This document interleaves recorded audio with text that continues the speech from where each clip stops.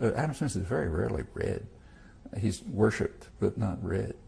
And so, for example, everyone's heard of the phrase invisible hand, but almost no one knows how he used it. The term invisible hand actually does appear in his classic Wealth of Nations once. It appears in an argument against what's now called neoliberalism. What's now called neoclassical economics that we're supposed to worship. So we're supposed to worship Adam Smith and neoclassical economics, and they radically differ on the notion invisible hand. Adam Smith was concerned, as David Ricardo later was, that if there was free movement of capital and free import of goods, he was concerned about England. He said England will suffer because British capitalists will invest abroad and they'll import from abroad, and that'll harm the English economy. Ricardo had similar concerns. And Adam Smith then gave an argument. It was not a very good argument, but his argument was that English investors will prefer to invest in England because of what some called a home bias. They'll have a preference for investing close by, and therefore, as if by an invisible hand, England will be saved from the menace of free capital movement and free import. That's invisible hand. What's that got to do with the Cato Institute or the modern enthusiasm about free capital flow and having U.S. corporations invest in China so they can send stuff back here to sell cheap, exploiting Chinese workers? That's not Adam Smith. And it goes right across the board.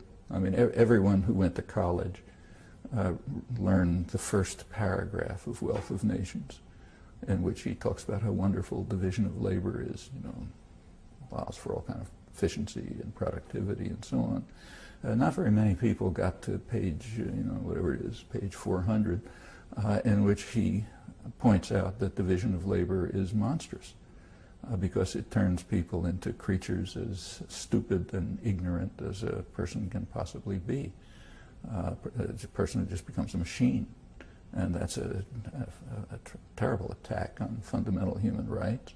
And therefore, he says, in any civilized society, the government is going to have to intervene to prevent division of labor. How many people get that far? In fact, Smith does give arguments for markets, rather nuanced arguments. Or just take what they call trade. The so-called conservatives are very excited that trade is increasing. So, for example, NAFTA is supposed to be a great triumph of conservatism. It increased trade between Mexico and the United States.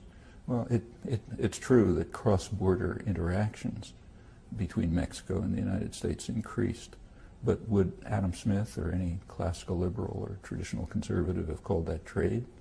I mean, suppose General Motors assembles parts in Indiana and sends them to Illinois for assembly and then to New York to sell. Is that trade? Well, suppose it happens across the Mexican border, but it's still internal to a huge command economy. Is that trade? Well, it turns out that if you look at the rough figures, which are all that we have, before NAFTA, the part of cross-border interactions between Mexico and the U.S. that was internal to a corporation was about 50%, and now it's about 2/3. That's no more trade than if the Kremlin produced things in Leningrad and sent them to Ukraine for assembly and to Poland to sell. That's just operations internal to command economies.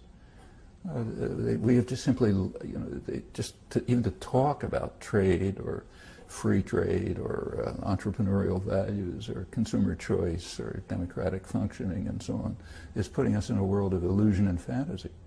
That's why these terms are all demeaned, not just conservative.